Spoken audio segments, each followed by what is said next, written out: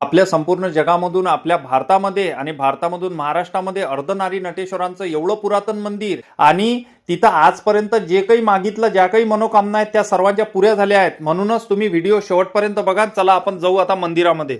आपल्या संपूर्ण जगामध्ये आणि जगामधून महाराष्ट्रामध्ये आणि एकच अर्धनारी नटेश्वरांचं मंदिर आहे. ते कुठं आहे तेच मी तुम्हाला सांगतो. त्यासाठी व्हिडिओ पूर्ण बघावा लागेल आणि फॉलो जर आपल्या चॅनलला केलं नसेल तर फॉलो करून घ्या, सबस्क्राईब करून घ्या आणि इथून पुढे असेच ब्लॉग आपले येत जातील. जे पुरातन मंदिरं वगैरे आहेत ते आपण दाखवू तुम्हाला आणि तिथं दर्शन तुम्हाला घर बसल्या दर्शन करून देऊ. त्यासाठी तुम्हाला व्हिडिओ शेवटपर्यंत बघावा लागेल सांगतोय. नमस्कार, मी संकेत पवार आणि आज आलोय आपण अर्धनारी नटेश्वरांच्या मंदिरामध्ये. आणि हे मंदिर येते वेळापूरला मंदिर येते आणि वेळापूर येते माळशिरस तालुक्यामध्ये, जिल्हा सोलापूर. आज तिथे आपण आलेलो आहे. आपण दर्शन घेणार आहे आणि कमेंट करून सांगा जुनं मंदिर आहे आणि हे मंदिराची पूर्ण मी माहिती तुम्हाला सांगतो. तर चला या.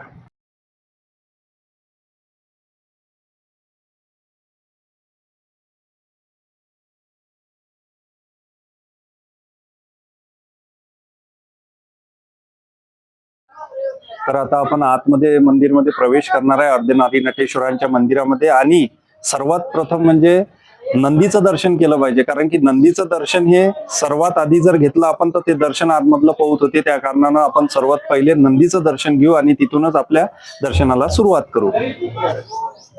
ओम नमः शिवाय, ओम नमः शिवाय. आता आपण आतमध्ये दर्शन घेऊया. आता आतमध्ये प्रवेश करू आपण. आता आपण या नंदीचं दर्शन घेणार आहे आणि एकच हे मंदिर आहे. शिवजी आणि सभामंडपामध्ये पण एक नंदीची मूर्ती आहे आणि एक मागच्या साईडला पण आहे आणि ह्या मंदिरामध्ये दोन नंदी आहेत. आणि खूप आता आपण नंदीचं दर्शन झाल्यानंतर अर्धनारी नटेश्वरांचं दर्शन घेऊया. त्या मूर्तीला पूर्ण लावतात ते पण आपण इथे काका आहेत त्यांच्याकडून विचारून घेऊ की कशासाठी लावतात. ते आपल्याला सांगतील. तर चला 2 मिनिटं आपण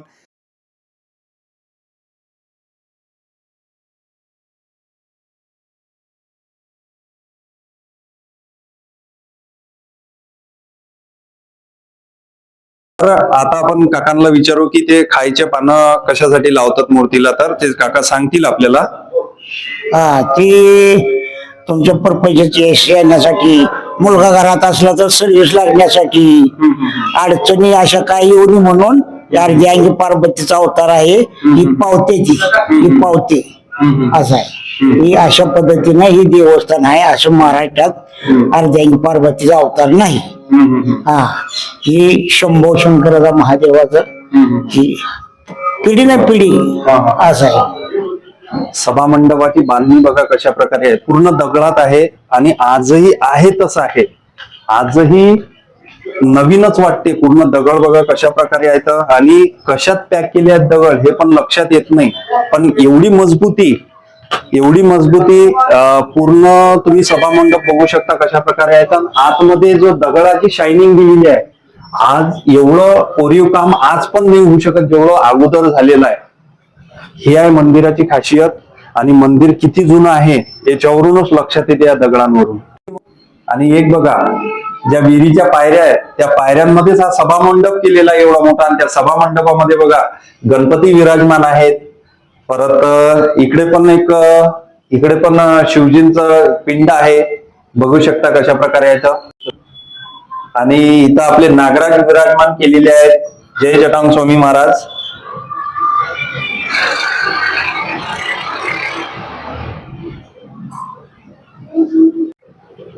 आपण सगळ्या मंदिरात जातो, आपल्याला शिवजींचं दर्शन होते, 12 ज्योतिर्लिंगांचं दर्शन होते, पण आपल्याला पार्वतीचं दर्शन होत नाही. ते एकमेव दर्शनाचं ठिकाण म्हणजे पार्वतीचं अर्धनारी नटेश्वरांचं मंदिर. इथं दोघांचंही दर्शन एका वेळी होतं, म्हणूनच याला अर्धनारी नटेश्वर म्हणतात.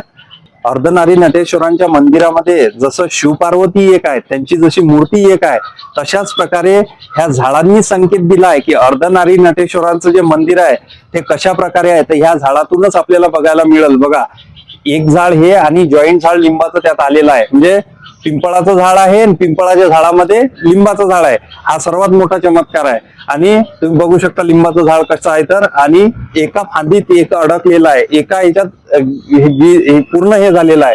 तर याचा अर्थात असं की अर्धनारी नटेश्वरांच्या मंदिरात जशी मूर्ती आहे तशाच पद्धतीने झाड आलाय आणि हा सर्वात मोठा चमत्कार आहे. तुम्हाला जर वाटत असेल तर कमेंट करा, खरोखर चमत्कार आहे का? तर आपण जसं मंदिरामध्ये प्रवेश करतो, प्रवेशद्वाराच्या समोरच एकदम विहीर आहे मोठी, आणि त्यामध्ये बघा आपण ज्या पायऱ्या उतरतो त्या पायऱ्या उतरतानाच एकदम इथं डायरेक्ट तळामध्येच यांनी इथं पिंड दिलेली आहेत 2, आणि बरोबर पाणी वाढलं की बरोबर या पिंडीला पाणी मिळते.